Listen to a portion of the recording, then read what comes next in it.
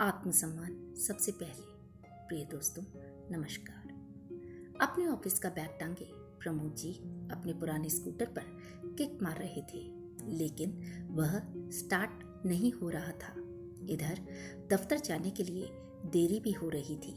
तभी सामने से एक कार तेजी से आकर उनके पास रुकी। पापा, कब तक इस खटारा स्कूटर को चलाते रहोगे? चलो मेरे साथ, मैं आपको ऑफिस छोड़ देता हूँ। बेटे की बात सुनकर प्रमोद जी ने अनसुना कर दिया और स्कूटर में किक मारते रहे। उनका इकलौता बेटा दीपक बड़बड़ाता हुआ वहां से चला गया। दरवाजे के पास खड़ी प्रमोद जी की पत्नी मीरा जी ने कहा, जब वो कह रहा था तो चले जाते।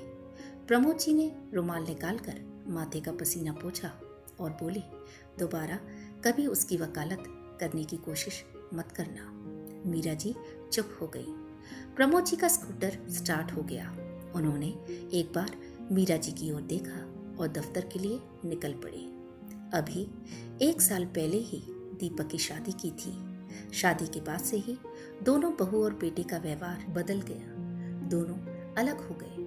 वो तो अच्छा हुआ प्रमोद जी ने बेटे की बात मानकर अपनी नौकरी नहीं छोड़ी, वरना तो आज वह और उनकी पत्नी भूखे ही मरते। इधर शाम को जब दीपक घर पहुंचा तो उसकी पत्नी रेखा गुस्से से बोली, हो गई तसल्ली? बेइज्जती कराकर मोहल्ले में सब देख रहे थे और तुम्हारे पापा जैसे उन्होंने तो सोच ही रखा है तुम्हारी बेइज्जती करने का। दीपक को भी गुस्सा आ रहा था। वह बोला, तुम ठीक कह रही हो, मैं कल ही मकान ढूंढता हूँ और दूसरी जगह रहने की व्यवस्था करता हूँ। अब हम यहाँ नहीं रहेंगे। 4 दिन बाद ही वो अपने नए घर में शिफ्ट हो गए। मीरा जी रोते हुए बोल रही थी, अलग था तो क्या हुआ, कम से कम सामने तो था। उन्होंने प्रमोद जी की ओर देखते हुए कहा।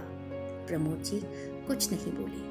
उनके जैसे जिंदा दिल इंसान जिन्होंने अपनी छोटी सी नौकरी में पैसे बचाकर और कर्ज लेकर दीपक को पढ़ाया, जब वह सरकारी ऑफिसर बना तो प्रमोद जी को लगा जैसे उनका जीवन सफल हो गया है। लेकिन बहू बेटे की बेरुखी ने उन्हें तोड़ कर रख दिया। अब वो बिल्कुल शांत रहते थे। बस उन्हें एक ही चिंता थी कि उनके बाद मीरा जी का क्या होगा। कई महीनों बीत गए। एक दिन दीपक अपनी माँ से मिलने आया। दीपक को देख मीरा जी बहुत खुश हुई। दीपक बोला, मम्मी, तुम दादी बनने वाली हो। हम चाहते हैं कि आप और पापा हमारे साथ रहो। रेखा आजकल बहुत परेशान है।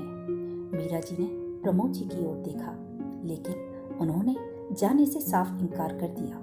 दीपक जानता था पापा कभी नहीं मानेंगे। उसने मम्मी से कहा, तुम मेरे साथ चलो मम्मी। मीरा जी ने कहा, बेटा, तेरे पापा का ध्यान कौन रखेगा? एक काम करो, तुम दोनों वापस आ जाओ। रेखा की देखभाल भी कर लूंगी और तेरे पापा को कोई परेशानी भी नहीं होगी।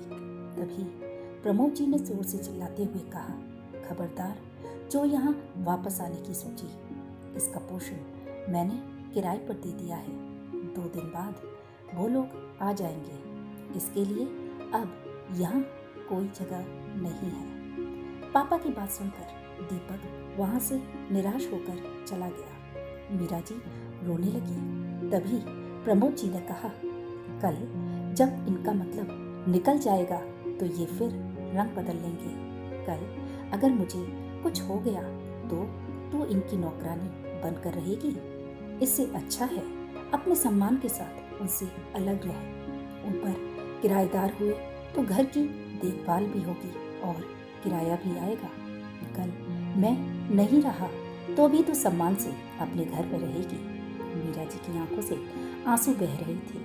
ठीक ही तो कह रहे थे प्रमोद जी। एक तरफ उनका बेटा जो बस अपने फायदे के लिए उन्हें ले जा रहा था, और एक और उनके पति जो उनके लिए अपने मरने के बाद भी उन्हें कोई तकलीफ न हो इसका इंतजाम कर रहे हैं। उन्होंने आंसू पोंछकर कहा, आप ठीक कह रहे हैं। जो अपना होता तो हमें छोड़कर कभी नहीं जाता। आज से नई जिंदगी की शुरुआत करते हैं, जहां बस हम दोनों एक दूसरे का साथ निभाएंगे। यह सुनकर प्रमोद जी के चेहरे पर कई साल बाद आज मुस्कुराहट आई थी। दोनों ने एक दूसरे का हाथ थामा और एक नए सफर पर चल दी। प्रिय दोस्तों, इस कहानी के बारे में आपकी क्या राय है, कमेंट करके ज़रूर बताएं और वीडियो को लाइक, शेयर और चैनल को सब्सक्राइब करना ना भूलें। धन्यवाद।